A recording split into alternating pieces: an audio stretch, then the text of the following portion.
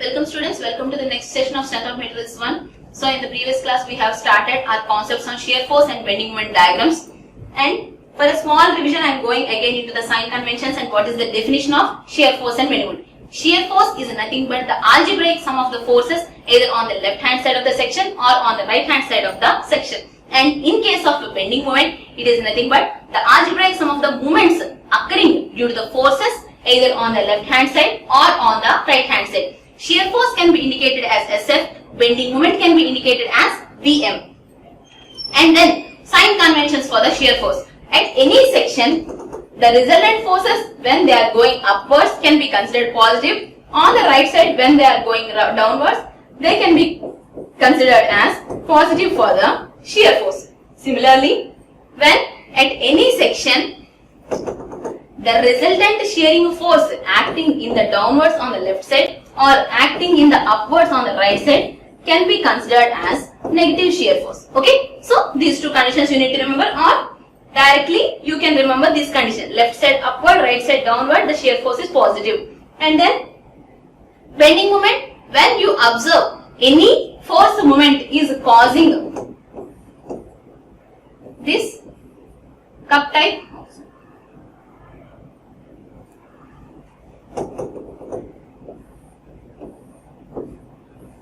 any moment is causing the segment on the right side to give movement like this, that can be considered as positive movement. Or if any segment is having movement or the forces movement is like this, this can be considered as positive movement. So these two conditions at a time I am indicating on a picture, so that can be indicated as a sagging moment and can be considered as a positive moment. Simply when any force is causing the body to give like this, so this moment and this moment. And complete inverse condition, when you observe on the left side, when you observe the moment is occurring like this, or on the right side when you observe the moment is occurring like this, this condition can be considered as a negative moment or the hogging moment. Okay, so in the last class we have completed a cantilever beam which is being subjected to uniformly distributed load over entire length, and also we have completed cantilever beam having point load, and further we have completed a numerical which is having different point loads on the cantilever. Now I am going into a combination. A cantilever of 1.5 meter length, okay, is having or it is being loaded with a uniformly distributed load of 2 kilonewton per meter. Please read the problems carefully. Generation of the loading figure itself is important for you. Okay, so load of 2 kilonewton per meter over a length of 1.25 meters. Okay. Length of the beam is 1.5 meters. UDL is spread over 1.25 meters from the free end. Okay, so overall 1.5 is there. From the free end over 1.25 meter only we have got that. Okay, so with respect to that problem we are generating our figure, loading figure. Okay, cantilever beam. Okay, we are having a cantilever beam of a length 1.5 meters. So up to the fixed end from the free end location. The combination of free end and fixed end is indicated as cantilever beam. Now the combination is having 1.5 meter length and it is being loaded with a uniformly distributed load of 2 kilonewton per meter over a length of 1.25 meters from the free end side. So from the free end side the structure is having UDL over 1.25 meters.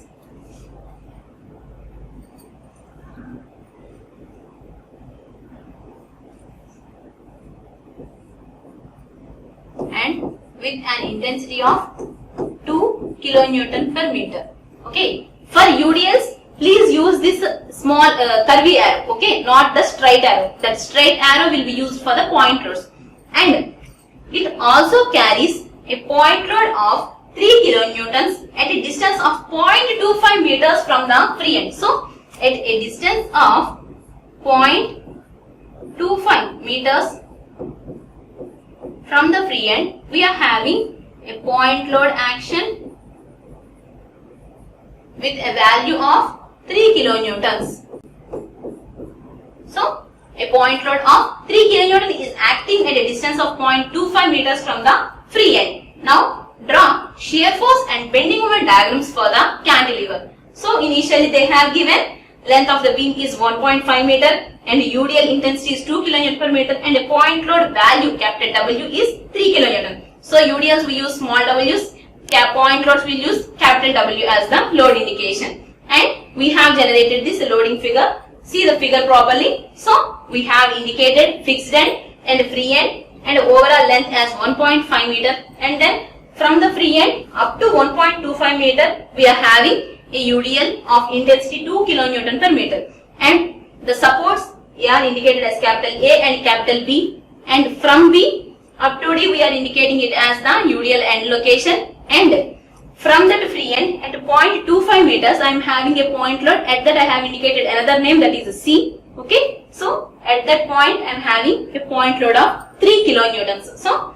the remaining measurements you can calculate, it is already 0.25, so the remaining measurement is 1 meter, and it is already 1.25, the remaining free space is 0.25. These values, these lengths are only for our calculation only. Okay, so this is our structure and they are asking us to generate shear force and bending moment. So what we have said, for calculating the shear force we need to consider any section line from the free end. In case of the cantilever beams, we need to consider a section at a distance x from the free end. And how many spans or how many sections we need to consider?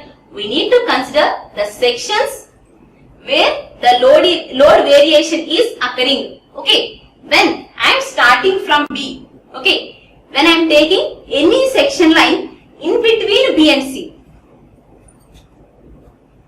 Okay, starting from B at any distance between B and C. Okay, this is X.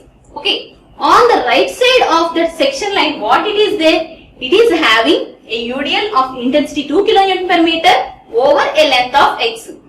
Up to C point, the same phenomena continues. See here, when I consider this portion only just near to B, there also X length of UDL, and just near to C, X length of UDL. So when we consider any section in between B and C, I can observe only the uniformly distributed load of X length only. Other than that, no load is coming. Once you cross this C point, what happens? Once crossing this C point, a load variation has occurred because an load of 3 kilonewton is applied at that C point. Okay, a load of 3 kilonewton is applied at the C point. So what we needed to do? Later, after C, we need to consider next section. Up to which section? So, when we are starting any section, maybe at this position or maybe at this position, and its distance is measuring from free end. Okay, so on the right side of the section, what it is there? See here, on the right side of this section line, I can observe a UDL of intensity 2 kilonewton per meter over X length and a point load of 3 kilonewtons. At any section in between up to D. See here, up to D, when we consider any section line, on the right side of the section line, I can observe UDL of X length and a point load. UDL of X length and a point load. Once you cross D point, okay, once if we cross D position and consider any section line, what happens? On the right side, I can observe UDL of 1.25 meter length only, not X length. Okay, on the right side, after crossing D point, on the right side of any section line, I can observe a UDL of 2 kilonewton per meter over a length of 1.25 meters only. Okay, 1.25 meter length only, the UDL is there, and also a point load. So what we can decide from this? We need to consider number of sections based on the where the load is varying, where the load is starting to vary. So from B, only the same UDL is continuing. There is no other addition. Once we cross C point, there I can observe a load variation. So first section will be considered between B and C span, and then from after crossing this C up to D, at any section on the right side I can observe length of UDL of X and a point load. Up to D point, the same condition is continuing. So in between C and D, we need to consider another section line, and then after crossing D, we are having some variation because the UDL is not continuing up to the fixed end. So after this D point, we need to consider another section line because in between this D and A, at any section line, you can observe a load of UDL of length 1.25 meter and a point load. So where the load is varying after that point we are saying no. So where the load is varying at those locations we need to consider different spans. Now for the shear force diagram at a section between BC, okay, at a section between B and C which is at a distance x from B. So this is our beam structure and we are having UDL like this and we are having a point load like this, fixed end A, free end B, and this is a point load location and this is the end point of the UDL. Okay, now I am considering the first section. In case of cantilever beams, we need to consider sections from the right side and onto the section line, right portional forces only we need to consider. Okay, for solvation our steps easily. Now, in between BC, I am considering a section line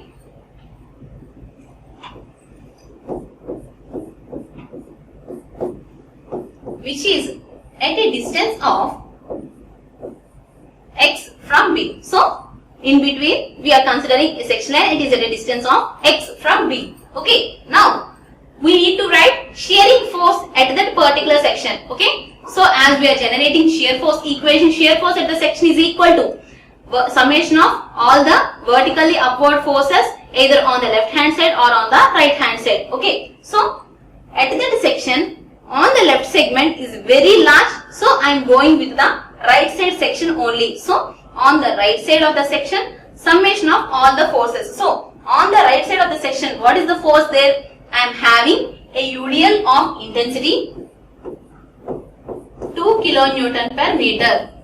So on the right side of the section, we are having a UDL of intensity 2 kilonewton per meter and over length of x. So when UDL is there, how we will convert the UDLs, uniformly distributed load by unit length, nothing but intensity. That intensity is being converted into load form. How? Multiplication of intensity into how much length the UDL is there. Intensity of the UDL into length of that particular UDL will give the answer as in the form of load. Now we are having 2 kilonewton per meter load intensity and over a length of x meters. So this is 2x. So that is our shear force. And also at the same time, after getting the magnitude, we need to consider the what is the sign convention for that particular shearing force. So what is the sign convention for the shear force? Just remember, when you consider any section line, left side upward and right side downwards will be considered positive. So left side upward and right side downward forces are the positive answers. So here also on the right side of the section only I am considering, and that is also acting in the downward direction. So the corresponding Fx is equal to positive 2x that we have written here. At a section between B and C and that section is located at a distance x from B, considering the right portion, what is the shear force? Summation of all the right side downward forces, that is intensity into length of the UDL. So 2 times the x, and from the sign conventions I can say right side downward forces will be positive, so plus 2 times the x. And then this equation will be satisfied between which axes? Between B and C. Okay, so from x is equal to 0, x is equal to 0 is indication of the complete free end, because I am considering from that position only. At x is equal to 0 means at that free end location, and at x is equal to 0.25 meters means that is C location. So at B, nothing but x is equal to 0. When we substitute x is equal to 0 in this equation, what I got? 0 answer. And at C is equal to, x is equal to 0.25. C is located at a distance of 0.25 from the free end. As x is measured, how much it is distant from free end? So that C point is at 0.25 distance from the free end. Okay.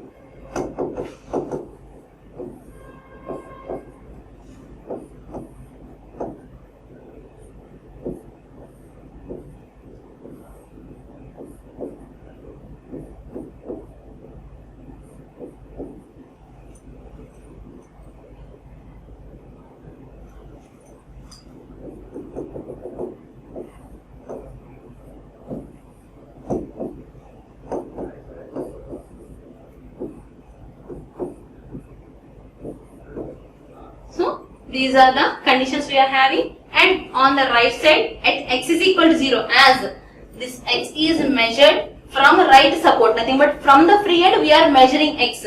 So from the free end to the free end, nothing but x is equal to 0 location is B end location. At B, nothing but x is equal to 0, fx is equal to 0. Similarly, at C, x is equal to 0.25. We need to multiply just as we calculate this equation, nothing more than the needed. Generation of the equation is important, and then we will indicate these two answers and what are the indication of x's. So at B, x how much, at C, x how much, and we have got plus 2 times 0.25, which is equal to 0.5 kilonewtons, right? And then I am taking the next section. What we have said, again we need to consider another section line at a distance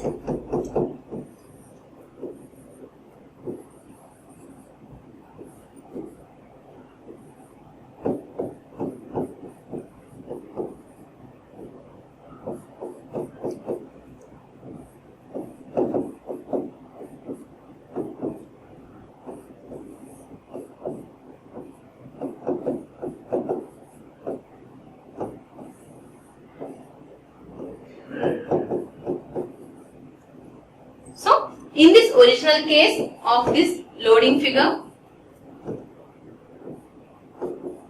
Now, after crossing this C point, what we have said, from C to D, in between any section when we consider, we will observe a UDL of x length and also a point load. So that I am taking the next section line at a distance x from the free end.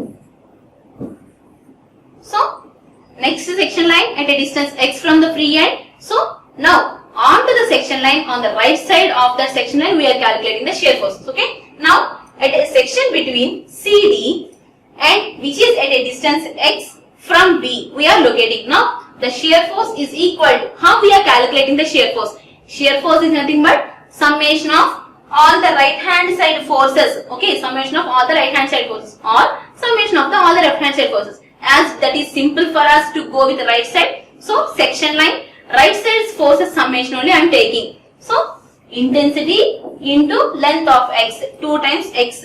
And also, any other force is there on the right side? Yes, any another force is there. And on the right side, downward forces will be considered positive. So, 2x UDL into length, that is acting downwards, and point load is also acting downwards on the right side section. So, in this way, our fx is equal to plus 2x plus 3. And then, what we need to do? At these two ends, what are the shear forces we need to calculate? Now, at the C location, nothing but at x is equal to 0.25. What is this answer? 2 times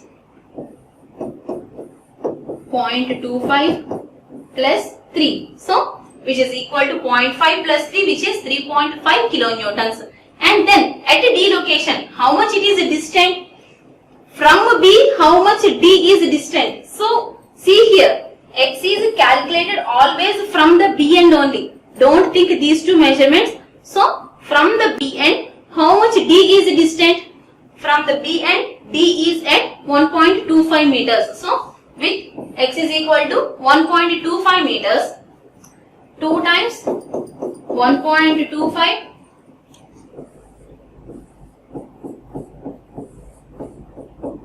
plus 3 kilonewton. So 2.5 plus 3, which is 5.5 kilonewton.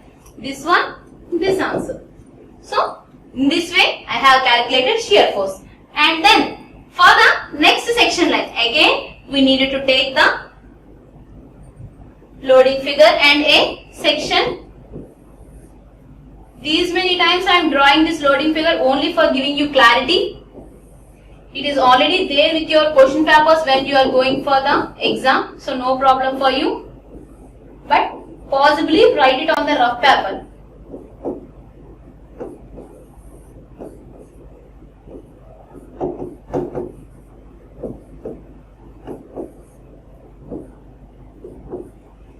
Okay. Now, in between B and C, we have to first section line. And then in between C and D, at a distance x from B, we have taken next section line. Now, we are taking our next section line in between D and A at a distance x from B.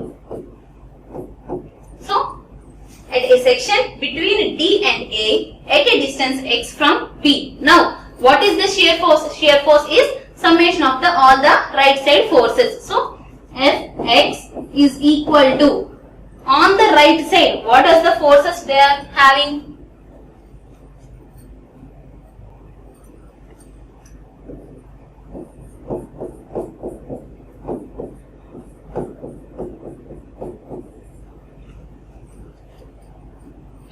Fx is equal to right side 2 times, if x is the length there, the whole x length, the UDL is there.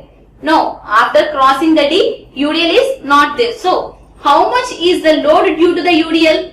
UDL intensity into length of the UDL. How much is the length of the UDL? Once we crossing D, the whole length of UDL is involved directly. So, 2 times 1.25, the total UDL is on the right side, and also 3 kilonewton point load. So, on the right side downwards positive, right side downwards positive. So, in this way we will get 5.5 kilonewtons as the Fx. So, which is equal to plus 5.5 kilonewtons. Now, as that was a constant value, 5.5 into x, not those things were there, because with respect to x, it is not at all varying. On the right side, a complete UDL is there that we have added, a point load is there that we have added. So, adding of these two forces only it is there. Now, Fx is equal to summation of these two right side downward forces. And then, at the one support point, at D point, and then at A point, at D location, which is 1.25 meters from the free end, and then at A location, which is at 1.5 meters from the free end. As it is not having any equation, Fx is equal to 5.5 positive, and also Fx is equal to 5.5 kilonewton positive. So, individually we have got all the shearing forces at different sections. Now, we are going for the generation of the shear force diagram.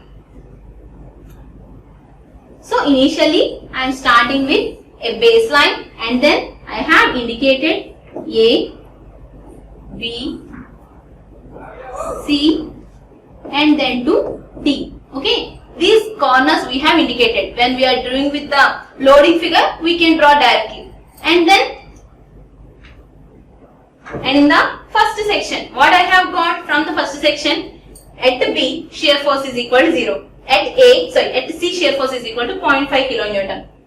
And connecting these two, 0 and 0.5, connecting these two, we are having an equation 2x, which is nothing but a straight line equation.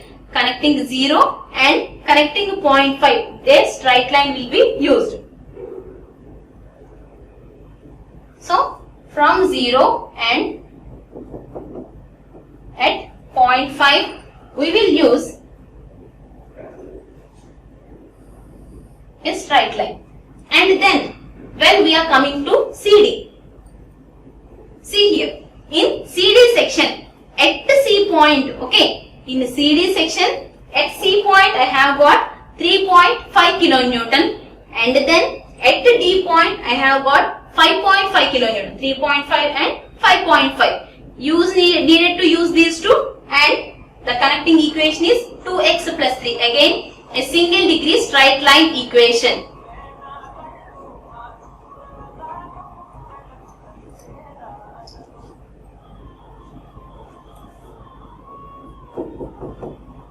This is already 0.5, and a rise of 3.0 has happened there. So, the total 3.5 was there, and at D, we are having 5.5.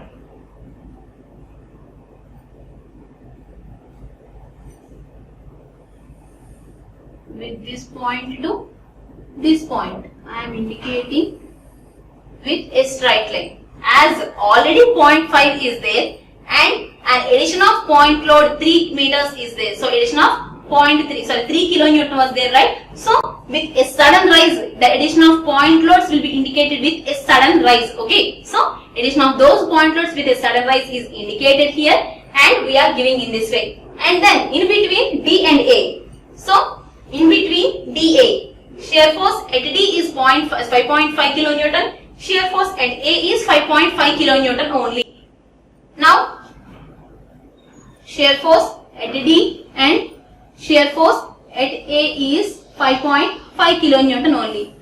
In this way, we will complete our structure. So, from 0 to 0.5, a straight line equation, and already 0.5 is there, but in the CD span, I have observed the shear force as 3.5. So, the addition of 3 kilonewton was added there, and so the next 3 kilonewton. So totally from 3.5 to 5.5 there is another straight line connectivity, and then that 5.5 at D, 5.5 at A is continued. So this is the complete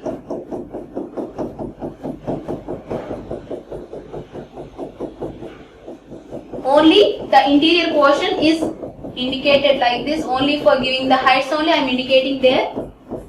Positive shear force diagram. So the complete area is involving positive portion only.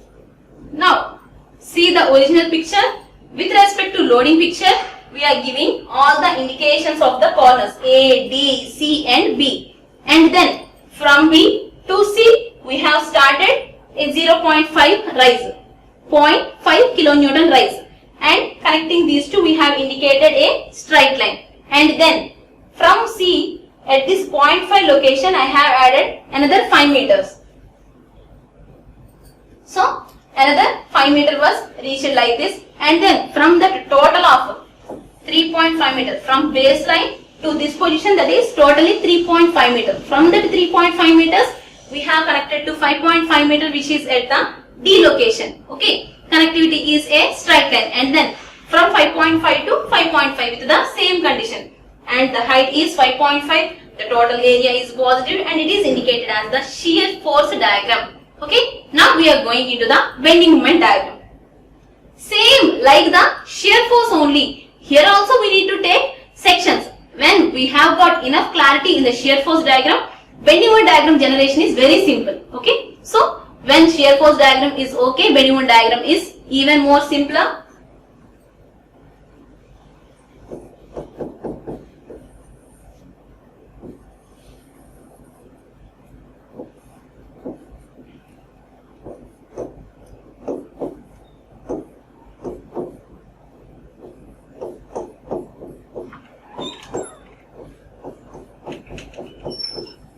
In case of the bending moment diagram, again in the first span we are taking first section between B and C, and then we will take the next section between A and D, right?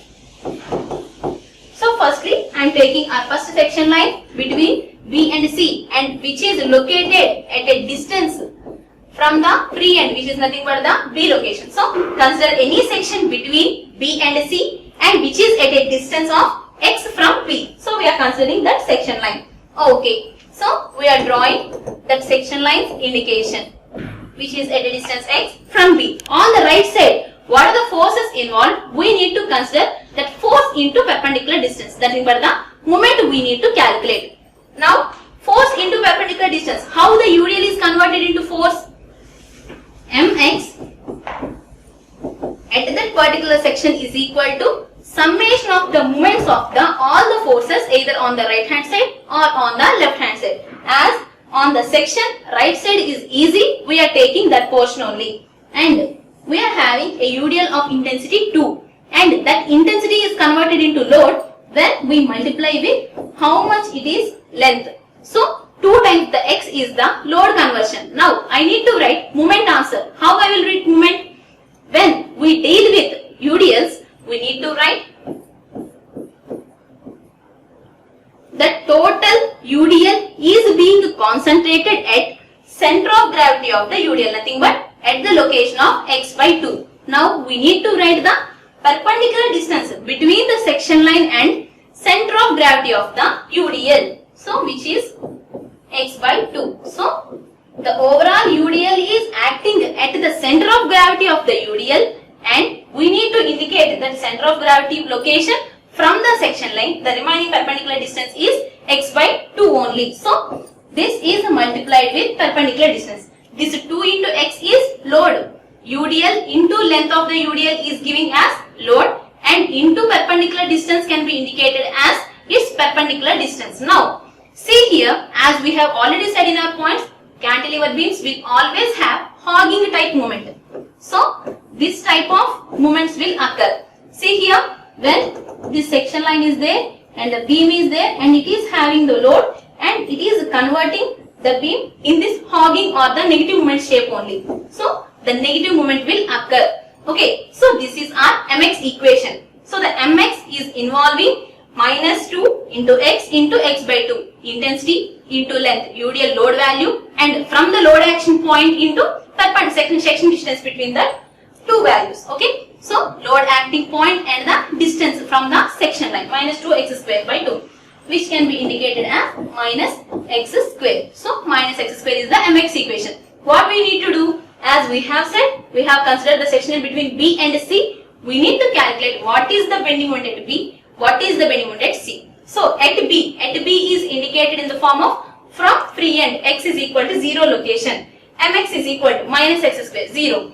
and then at C nothing but from x is equal to 0.25 measurement, and I am indicating minus 0.25 whole square. So minus 0.25 whole square, which we already know, minus 0.0625.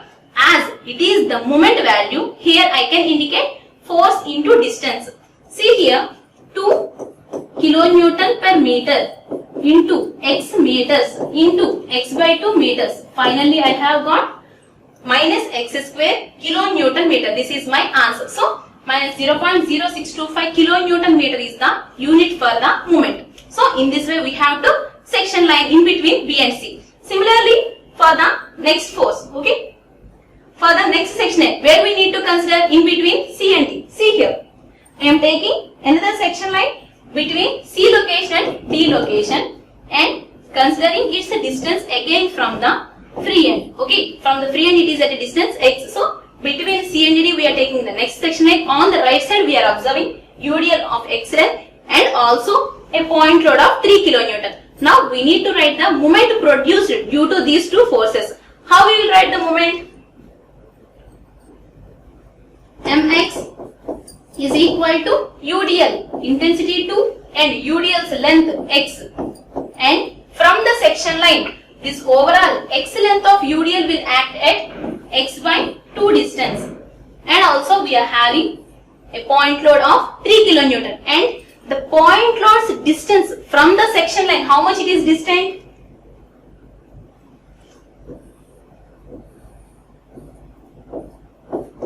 What is the value? Distance of the point load from the section line. Totally we have given it as x, and 3 kilonewton is already lesser than 0.25. So the remaining distance is x minus 0.25.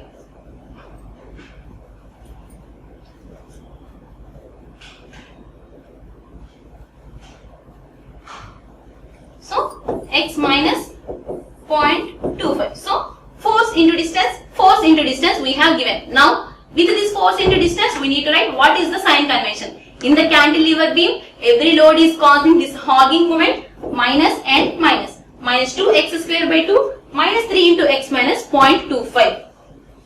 So minus 2 into x by 2 minus 3 into x minus 0.25. So this is equal to minus x square minus 3 times x minus 0.25. In this I am indicating x is equal to 0.25 only. So minus 0.25 whole square minus 3 times 0.25 minus 0.25.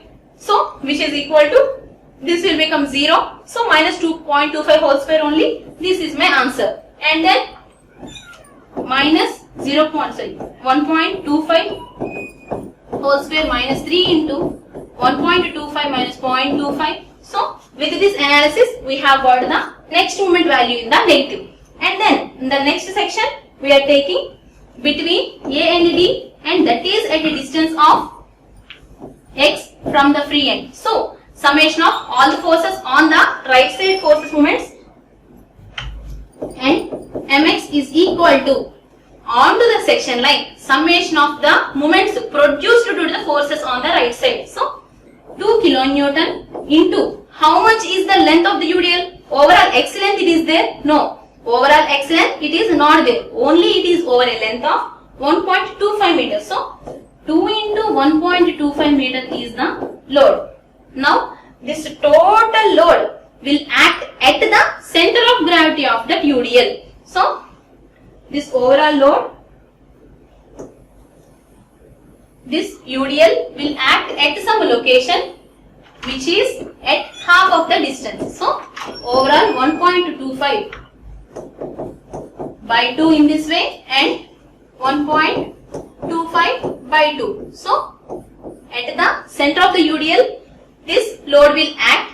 Now, we need to write the load location and section lines distance. So, this overall UDL is acting at the center of that UDL. From that center of the UDL to the section line, the distance is, as this is whole of overall x measurement is there and the load is acting lesser than 1.25 by 2. So, the remaining perpendicular distance is x minus 1.25 by 2. So, force into perpendicular distance. And also, we are having a load of 3 kilonewton where it is acting, which is acting x minus 0.25 location. So, x minus 0.25.